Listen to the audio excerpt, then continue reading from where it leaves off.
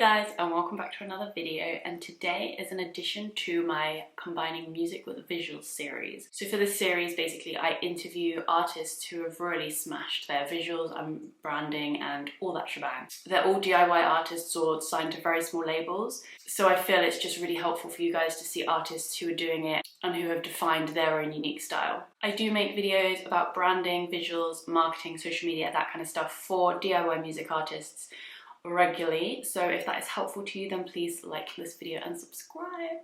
Okay, so for this installment I would like to welcome Ida to my channel, and let's dive right in. Hi Ida, and welcome to my channel. Please introduce yourself and tell everyone a bit about you. Hi Effie, thanks for having me and thank you for letting me be a part of this series.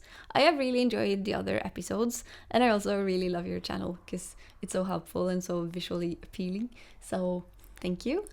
My name is Ida. I go by Ida Therese on the internet. I am a Norwegian singer-songwriter from Oslo.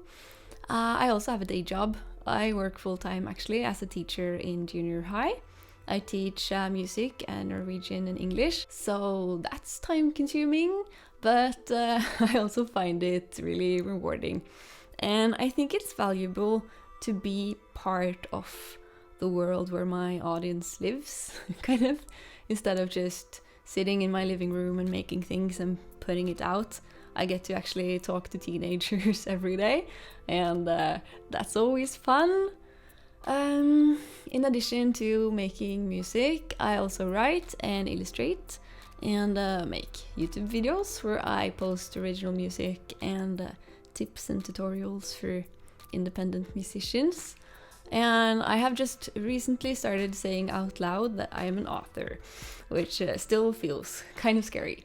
But my debut book, novel, is going to be published in the fall, and I also illustrate that book myself. So that kind of describes what I want to do. I want to make things that are kind of like a bigger universe, and that sounds really pretentious, but I guess that's the way I like it.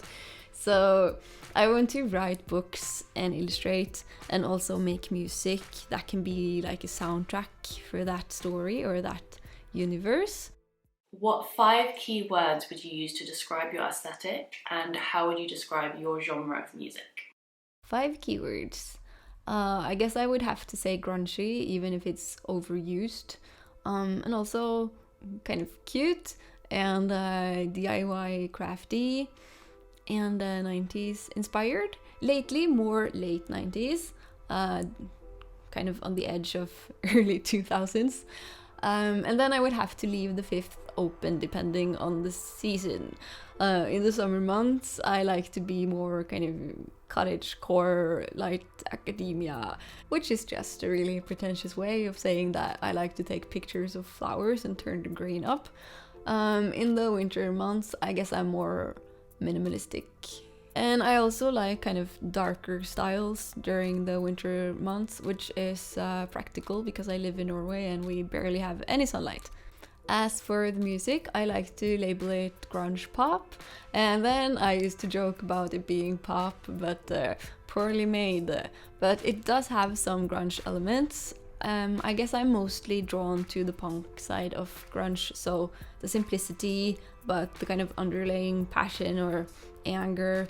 I probably don't come off as a very angry person, but I have my ironic, sarcastic sides because I am Norwegian after all, and that can kind of come out in that kind of music. I absolutely love your lyric videos for growing pains and not just a word. I think these are great examples of really creative videos that can be done on a DIY level, and I always encourage artists to think outside the box and really get creative with those kind of options, because it just allows you to be super creative and really make your mark, but without having a huge budget. Your videos in particular are super effective. How did you come up with those ideas, and how long did they take to create? Thank you. I guess they happened quite organically. for growing pains, I was actually on Pinterest just brainstorming some ideas for things to post on Instagram. And I wanted to post more sketches because the EP was called Sketches and it felt natural to me. And I saw all of these little sketches with like some quotes and stuff, but I thought all of the quotes were so generic. So I wanted to use song lyrics, and then I thought I should use my own song lyrics, and then I got the idea to just write and draw out the entire song, and I would get a lyric video and also a lot of content for Instagram. So yeah, that was fun. For not just a word, I happened to find an old Scrabble board that had these wooden things. Most of the new Scrabble boards have them in plastic, and I just wanted to have the wooden one, and I needed to kind of explain to myself why I needed it, and then I thought I could just make a lyric video. Yeah.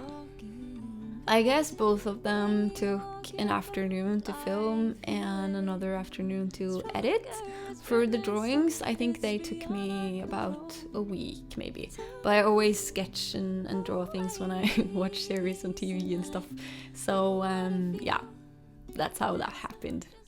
How long did it take you to find your flow with your visuals and the type of content that you enjoy creating? And has that developed over time? Because it all feels very true and aligned to you. Thank you.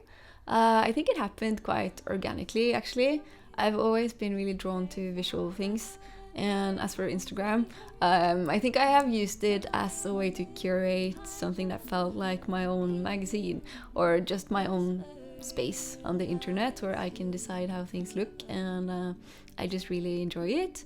And after I started making YouTube videos, I tried to find ways to do the same things in video format, and it just kind of got inspired by the way I like to dress and other things that I find visually pleasing. So it's very true to me and what I like, and I think that's what makes it easy to maintain. What or who are your biggest influences in terms of music and visuals? My biggest influence must be the 1975. I guess my personality is about 40% the 1975 on a good day. On a bad day, it's about 97 or something. So yeah, that had to be up there. I'm also really inspired by Grimes. Her music is what I aim to have my music sound like.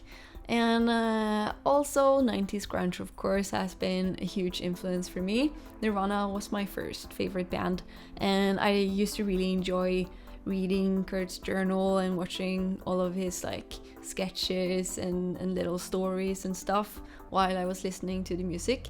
And they were also one of the first bands that I liked that I could see had a really like developed thought behind all of their music videos and stuff. So yeah, that was a big influence in my early teens, and I'm still super inspired by grunge and the 90s aesthetic.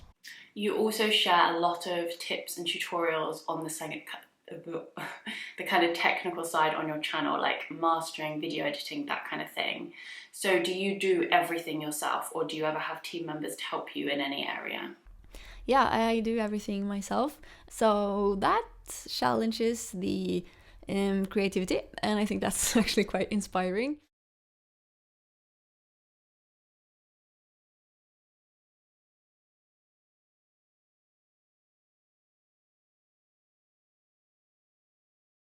Your Instagram grid is divine. It really reflects you. All the aesthetic is completely cohesive. I love it. Can you talk us through the process for that, like your photography and editing, any apps you use, and how do you ensure that consistency? Thank you.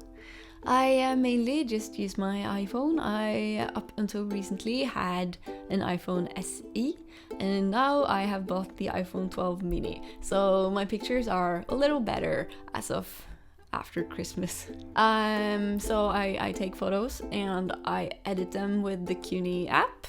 That's free, but if you want all of the features, you can pay, but not that much, and it's just a one-time price, so I think that's really neat.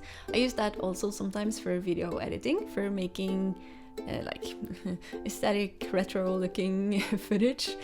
And I also use an app called Preview, and I know some people use Later or that other Unum, is that what it's called? But I really like Preview, and that also has some editing features, and that has like a series of filters called Grunge, which I use a lot.